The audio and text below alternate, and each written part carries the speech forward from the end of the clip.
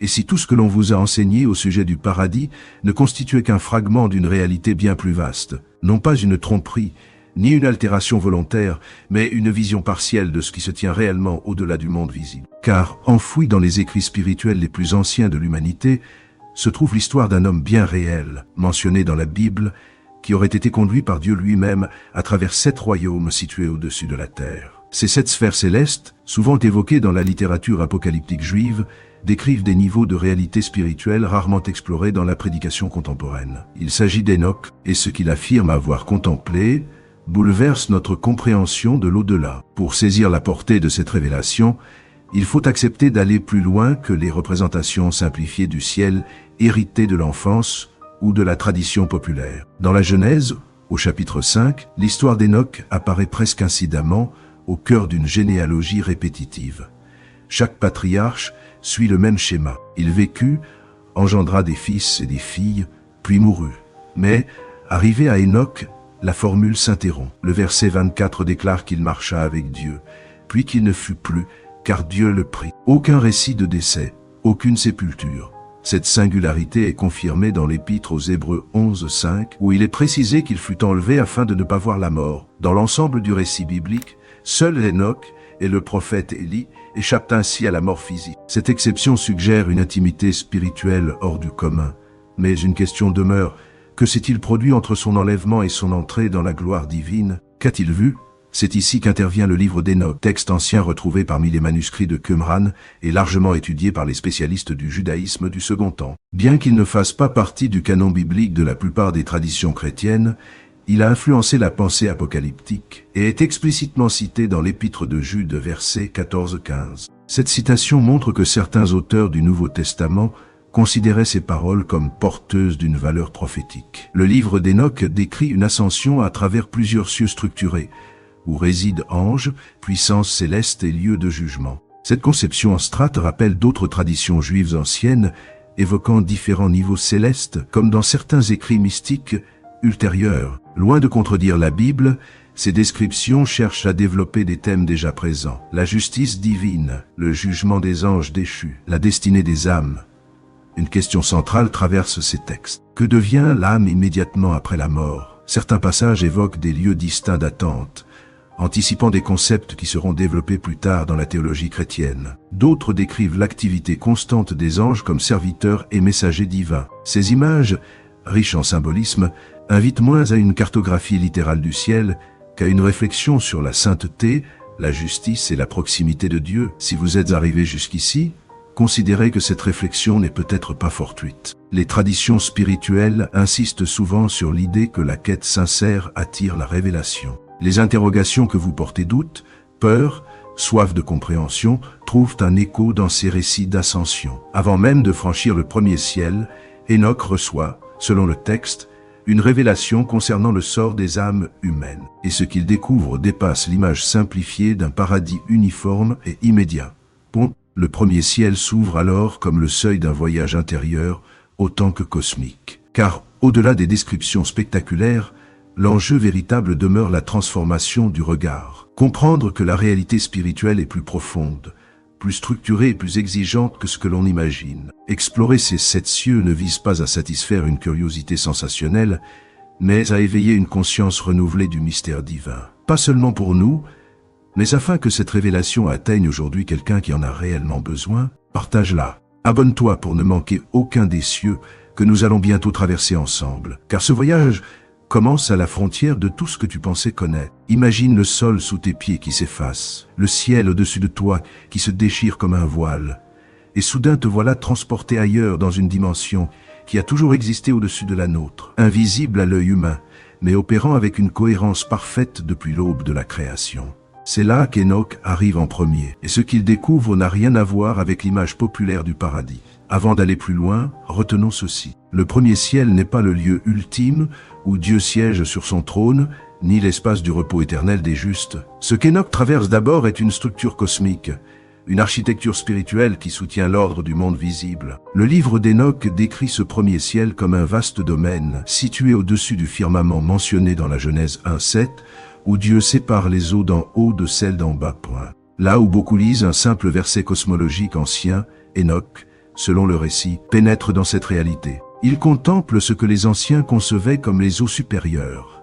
Non une simple image poétique, mais une réserve céleste ordonnée, liée au cycle du climat, des saisons et de la fertilité de la terre. Le psaume 148, versets 4 à 6, évoque ces eaux au-dessus des cieux appelées à louer le Créateur, soulignant qu'elles sont établies par décret divin. Dans la pensée biblique antique, le cosmos n'est pas autonome, il est gouverné. Cette vision rejoint d'autres passages comme livre de Job chapitre 38, où Dieu interroge Job sur les réserves de la neige et les dépôts de la grêle, suggérant un monde naturel administré et non laissé au hasard. Selon le récit énochique, le premier ciel est peuplé d'anges assignés aux phénomènes naturels. Vent, pluie, grêle, brume, éclair. Il ne s'agit pas des séraphins du trône divin ni des anges guerriers, mais d'intendants de la création. Cette idée d'être spirituel chargé de fonctions spécifiques reflète une cosmologie hiérarchisée que l'on retrouve dans le judaïsme du second temps. Elle exprime une conviction centrale. L'ordre observable reflète une intention invisible. Arrêtons-nous un instant. Si chaque lever de soleil, chaque cycle saisonnier, chaque tempête obéit à une structure voulue, alors rien n'est livré à une indifférence cosmique. La Bible ne nie pas les mécanismes naturels. Elle affirme qu'ils sont soutenus par une volonté créatrice. Le premier ciel révèle donc un Dieu méthodique, non improvisateur. À ce seuil même du monde céleste, il n'y a ni chaos ni désorganisation, seulement un gouvernement précis. Et cette révélation n'est pas abstraite. Si Dieu administre l'architecture atmosphérique avec une telle exactitude, serait-il négligent envers ta propre histoire? Celui qui ordonne les saisons ignorerait-il tes combats? Le premier ciel proclame que la souveraineté divine embrasse tout, visible et invisible, cosmique et personnel. Mais si le premier ciel manifeste l'ordre, le second change radicalement de tonalité. Selon le livre d'Enoch, le deuxième ciel n'est pas un domaine de lumière, mais une prison obscure. Un lieu de confinement pour certains êtres rebelles, souvent associés aux veilleurs mentionnés dans les traditions apocalyptiques juives. Cette idée trouve un écho dans le Nouveau Testament, notamment dans la deuxième épître de Pierre 2,4, qui parle d'anges précipités dans des chaînes de ténèbres. Enoch, face à cette réalité, tombe et pleure. Il découvre que le conflit spirituel n'est pas une métaphore psychologique, mais une dimension réelle de l'histoire cosmique. Ce second ciel évoque la gravité de la rébellion spirituelle et la réalité d'un jugement. Il rappelle que l'univers biblique n'est pas seulement structuré par l'ordre, mais traversé par une tension entre fidélité et insoumission. Ainsi, dès les deux premiers cieux, une vérité s'impose. La création est gouvernée, mais elle est aussi le théâtre d'une lutte. Comprendre cela change notre manière de lire les premiers chapitres de la Genèse. Ce ne sont pas de simples récits archaïques. Ils posent les bases d'une vision du monde où chaque dimension naturelle, morale, spirituelle est intégrée dans une même souveraineté divine. Et si le premier ciel révèle l'ordre, et le second l'obscurité d'une prison spirituelle, alors ce qui suit ne sera ni anodin ni confortable. Car au-delà du seuil de l'architecture cosmique et de la zone d'incarcération des rebelles, se dévoilent des sphères où se jouent des réalités qui touchent directement la guerre spirituelle, entourant chaque existence humaine. Il existe, dans la réalité spirituelle, des lieux qui n'ont jamais été destinés au regard humain, des espaces si saturés de gravité, si chargés du poids du jugement divin, qu'il semble faire ployer jusqu'aux créatures célestes elles-mêmes. Enoch n'était pas un ange, il était un homme chair, sang et souffle semblable à nous, et lorsqu'il pénétra dans le second ciel, l'expérience le bouleversa d'une manière que la splendeur ordonnée du premier ciel n'avait pas provoqué. Il est essentiel de comprendre que ce qu'Enoch décrit ici ne relève pas d'un folklore marginal, ni d'une curiosité théologique oubliée. Selon le livre d'Enoch, le second ciel constitue un lieu réel de détention spirituelle, en lien direct avec la dynamique du mal et la guerre invisible qui affecte l'humanité. Le ton change radicalement, plus de lumière diffuse, plus d'anges administrant les lois naturelles. À la place, une obscurité dense, presque palpable, non simple absence de clarté, mais trace d'une gloire perdue. Enoch y voit des anges déchus, liés et confinés dans l'attente d'un jugement futur. Leur condition n'est pas seulement punitive, elle est marquée par la conscience. Ils savent ce qu'ils ont été, ils savent ce qu'ils ont choisi, et ils savent ce qui les attend. Cette description trouve un écho direct dans la deuxième épître de Pierre 2,4, où il est affirmé que Dieu n'a pas épargné les anges qui ont péché, mais les a livrés à des chaînes de ténèbres en vue du jugement. De même, l'épître de Jude verset 6 parle d'anges ayant abandonné leur position et gardé dans l'obscurité jusqu'au grand jour. Ces textes ne développent pas une spéculation isolée, ils s'inscrivent dans une tradition apocalyptique juive plus large, dans laquelle la rébellion angélique parfois associée aux veilleurs de Genèse 6 explique l'intensification du mal dans le monde. Le second ciel apparaît alors comme une sorte de prison provisoire, un lieu de détention avant l'ultime jugement. Ce qui frappe, c'est la stature de ces êtres.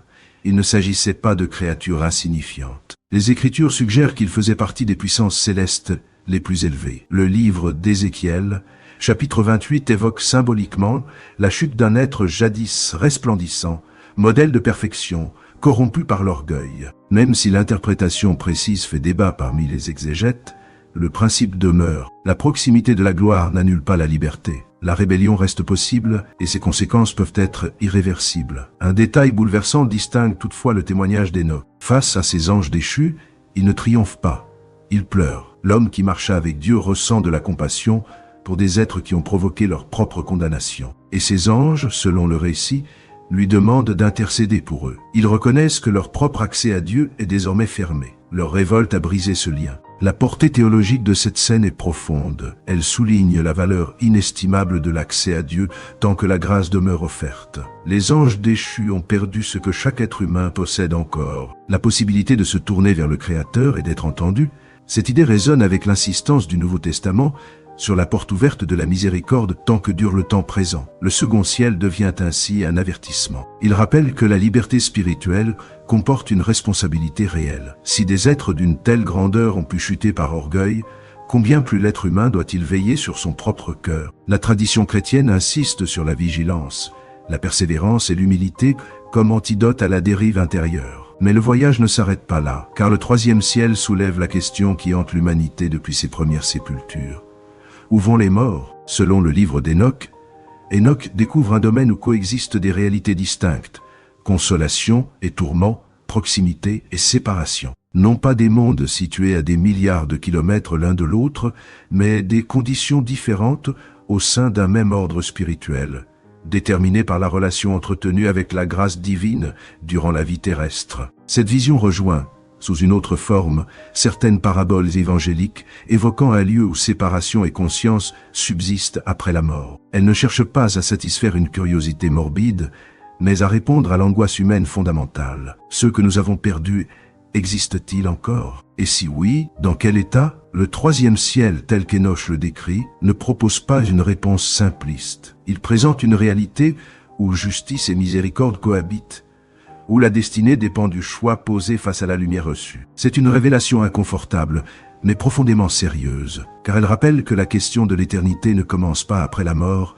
elle se décide dans le présent. Où vont-ils au moment précis où ils quittent ce monde? La réponse biblique, sans filtre ni embellissement, mérite d'être entendue avec sérieux. Lorsque Hénoch pénètre dans le troisième ciel, il découvre d'abord une réalité d'une beauté si intense que le langage humain semble insuffisant pour la décrire. Ce qu'il voit n'est pas un simple paysage idyllique, mais un jardin d'une splendeur incomparable. Arbres majestueux, lumière vivante, abondance débordante symbolisée par des rivières précieuses, et surtout une atmosphère saturée de la présence de Dieu. Ce lieu correspond à ce que les Écritures appellent le paradis. L'Évangile selon Luc rapporte qu'au moment de sa crucifixion, Jésus promet aux malfaiteurs repentants « Aujourd'hui, tu seras avec moi dans le paradis ». Cette déclaration suggère une transition immédiate après la mort, sans période d'attente indéfinie.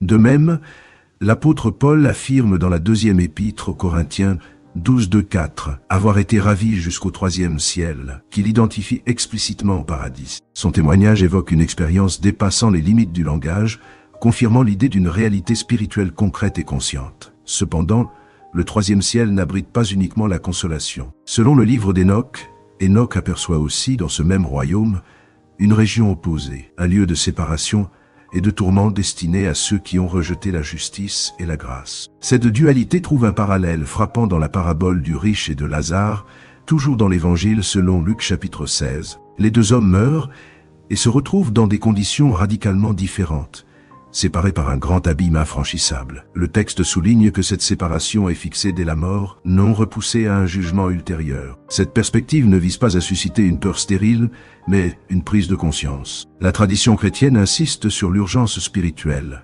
La grâce est offerte dans le temps présent. Les choix faits dans la vie terrestre ont une portée éternelle. Le troisième ciel agit ainsi comme un miroir des décisions humaines, révélant que la destinée ne s'improvise pas après coup. Mais l'ascension d'Enoch ne s'arrête pas là. Au-delà du jardin et des zones de séparation, il est conduit vers le quatrième ciel. Ici, l'atmosphère change à nouveau. Le récit décrit un domaine de gloire cosmique où le soleil, la lune et les étoiles accomplissent leur trajectoire avec une précision remarquable. Les anciens ne voyaient pas ces astres comme de simples corps matériels évoluant au hasard, mais comme intégrés à un ordre voulu et soutenu par Dieu. Le psaume 19 affirme « Les cieux racontent la gloire de Dieu ». Dans la vision d'Enoch, cette proclamation devient presque audible. Le soleil n'est pas décrit comme un mécanisme autonome, mais comme accompagné d'êtres célestes dédiés à la louange. Cette image symbolique traduit une conviction théologique forte. L'univers entier participe à l'adoration du Créateur. Ce quatrième ciel révèle une réalité souvent oubliée. L'adoration céleste ne s'interrompt jamais, tandis que l'humanité traverse ses doutes, ses distractions ou ses crises. La louange continue sans pause dans le royaume invisible. Cette continuité souligne que la gloire divine ne dépend ni des circonstances humaines, ni de la reconnaissance terrestre. Elle précède, dépasse et survivra à toute génération. Sur le plan théologique, cette vision rejoint l'idée biblique d'un cosmos ordonné et orienté vers Dieu. Les découvertes scientifiques modernes décrivent des lois mathématiques d'une grande précision régissant les mouvements célestes. La foi y voit l'empreinte d'une intention créatrice. Ainsi, le quatrième ciel ne nie pas l'astronomie. Il en propose une lecture spirituelle. Derrière l'harmonie observable se tient une fidélité invisible. Pour le croyant, cette révélation a une implication personnelle profonde. Si l'univers tout entier proclame la gloire de Dieu sans interruption, alors son règne n'est jamais suspendu, même lorsque la vie semble chaotique. Le silence ressenti sur terre n'est pas synonyme d'absence céleste. Le quatrième ciel rappelle que la souveraineté divine est constante, que l'adoration ne faiblit pas et que la réalité ultime dépasse de loin la perception immédiate. Ainsi, du troisième au quatrième ciel, le voyage d'Enoch trace une progression, consolation et avertissement, puis contemplation et louange cosmique. Chaque étape élargit la compréhension de l'éternité et replace l'existence humaine dans un cadre plus vaste, celui d'un univers gouverné, jugé et célébrant sans cesse son Créateur. Sa gloire ne varie pas selon votre saison. Que vous traversiez l'élan le plus vibrant de votre foi ou la vallée la plus sombre de votre existence, la louange céleste ne s'interrompt jamais. Le quatrième ciel chante continuellement, et vous êtes invité à vous joindre à un chant qui n'a jamais connu de pause depuis l'aube de la création. La valeur de Dieu ne dépend ni de votre perception ni de votre situation. Elle est intrinsèque, constante, indépendante des fluctuations humaines. Mais Enoch ne demeura pas dans cette splendeur harmonieuse. Il fut élevé plus haut encore, vers le cinquième ciel. Et ici, le voyage prend une tournure inattendue, presque déstabilisante. Après la musique ininterrompue et la lumière rayonnante, il découvre un lieu marqué par le silence. Un silence épais, pesant, chargé d'un deuil profond. Ce cinquième ciel est associé aux veilleurs, ces anges mentionnés dans le livre d'Enoch et reliés au récit de Genèse 6. Selon la tradition apocalyptique juive, ces êtres appartenaient à une catégorie élevée d'anges, investis d'une mission particulière. Observer l'humanité, veiller sur elle et d'une certaine manière intercéder en sa faveur. Ils représentaient une forme de médiation céleste entre Dieu et la terre. Pourtant, une partie d'entre eux abandonna cette mission. Leur descente vers la terre, leur transgression des limites établies et la corruption qui en découla sont décrites comme ayant contribué à la violence généralisée précédant le déluge. Dans cette perspective théologique, le mal n'est pas seulement humain. Il résulte aussi d'une rupture spirituelle d'envergure cosmique. Dans le cinquième ciel, Enoch rencontre ceux qui sont restés fidèles. Leur silence n'est pas vide, il est chargé de chagrin. Ils portent la mémoire d'une trahison, la conscience du désordre introduit par leurs frères déchus. Ce deuil exprime une vérité profonde. L'infidélité d'un seul peut produire des conséquences qui dépassent largement son intention initiale. Cette scène soulève une réflexion morale puissante. La fidélité n'est jamais insignifiante. L'obéissance quotidienne, parfois invisible, possède un poids que nous sous-estimons souvent. Les traditions spirituelles rappellent que persévérer dans sa vocation, même lorsque la tentation d'abandonner se fait pressante, participe à un équilibre plus vaste que nous ne percevons pas entièrement. Le 5e ciel devient ainsi un mémorial du coût de la rébellion et de la valeur de la constance. Pourtant, l'ascension continue. Enoch est conduit vers le 6e ciel, et ici l'atmosphère change encore. Il ne s'agit plus de silence endeuillé ni de lumière musicale, mais d'un royaume d'intelligence et de connaissance. Selon le livre d'Enoch, ce ciel est peuplé d'anges d'un ordre distinct, des êtres comparables à des scribes célestes, chargés d'observer, d'enregistrer et de comprendre les dynamiques du monde créé. Ces anges ne sont ni les administrateurs des phénomènes naturels du 1er ciel, ni les prisonniers du 2nd, ni les gardiens silencieux du 5e. Ils sont décrits comme dotés d'une sagesse ancienne, attentifs aux mouvements des astres, au cycle du temps et aux événements de l'histoire humaine. Cette image rejoint certains passages bibliques, évoquant des livres célestes où les actes sont consignés à une métaphore que l'on retrouve notamment dans la littérature apocalyptique et sapientielle. Mais le récit va plus loin encore. Il suggère l'existence d'anges associés aux individus, témoins des choix, des paroles et même des intentions, non dans une logique de surveillance oppressive, mais dans une perspective de mémoire et de justice. Chaque acte de bonté discret, chaque décision secrète, chaque prière murmurée aurait une valeur inscrite dans une réalité qui dépasse la simple mémoire humaine. Théologiquement, cette idée souligne la dignité de chaque vie. Rien n'est insignifiant. Les gestes ignorés sur Terre ne disparaissent pas dans l'oubli cosmique. Cette vision peut inspirer à la fois humilité et responsabilité. Humilité, car nos actions sont connues. Responsabilité, car elles participent à une histoire plus vaste que nous. Le 6e ciel invite donc à une révérence profonde. Il rappelle que l'existence humaine se déploie sous un regard divin attentif, non pour condamner systématiquement, mais pour rendre justice et manifester la vérité. Si le 4e ciel proclamait la gloire de Dieu, et le 5e révélait le prix de la fidélité, le 6e met en lumière la portée réelle de chaque choix personnel. Ainsi, le voyage d'Enoch progresse de la louange à la conscience morale, de l'harmonie cosmique à la responsabilité individuelle. Chaque ciel élargit la perspective. Dieu est glorifié indépendamment de nos saisons, la fidélité a un poids éternel, et nos vies, jusque dans leurs détails les plus cachés, sont intégrées à une mémoire céleste qui ne perd rien. Chaque sacrifice accompli dans le secret, chaque prière murmurée à 3 heures du matin, quand personne ne savait que tu étais éveillé, implorant Dieu dans l'obscurité. Rien n'est perdu, rien n'est effacé, tout est consigné. Les Écritures ne présentent pas cette idée comme une métaphore poétique, mais comme une réalité spirituelle. Apocalypse 20:12 décrit le jugement final en affirmant que les morts furent jugés selon leurs œuvres, d'après ce qui était écrit dans les livres.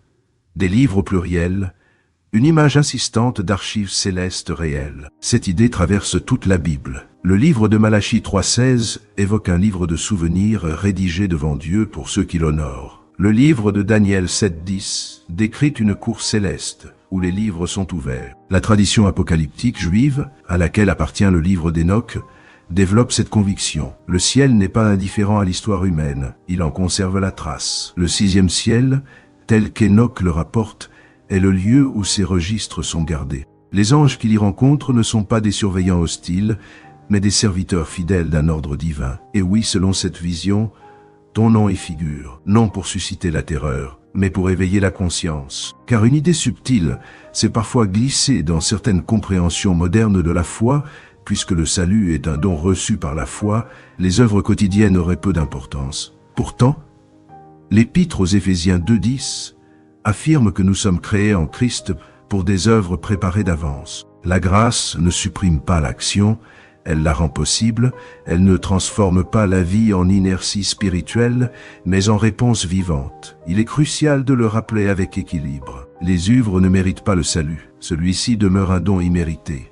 Mais une vie touchée par la grâce porte du fruit. Elle laisse une trace cohérente avec le cœur transformé qu'elle revendique. Le 6e ciel proclame que la foi authentique produit une histoire lisible, non pas parfaite mais réelle. Plus encore, Enoch décrit dans ce royaume des anges qui participent à la présentation des prières humaines devant Dieu. Le Apocalypse 8:3-4 évoque un ange offrant l'encens avec les prières des saints devant le trône. L'image est puissante.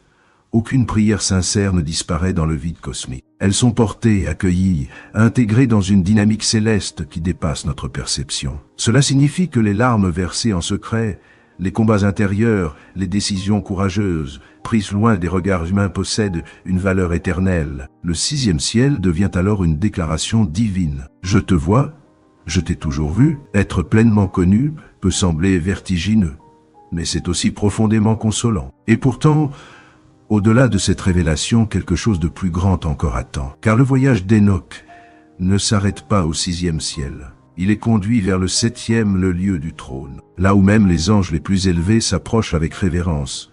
Là où la gloire dépasse toute description. Dans le livre d'Isaïe 6, le prophète décrit des séraphins se couvrant la face devant la sainteté divine. Cette image éclaire la grandeur du 7e ciel, la proximité ultime de Dieu. Avant d'y parvenir, rappelons le chemin parcouru. Le 1er ciel révélait l'ordre cosmique. Le 2e exposait la réalité du jugement des anges déchus. Le 3e montrait la coexistence du paradis et du tourment. Le 4e proclamait la louange ininterrompue des astres.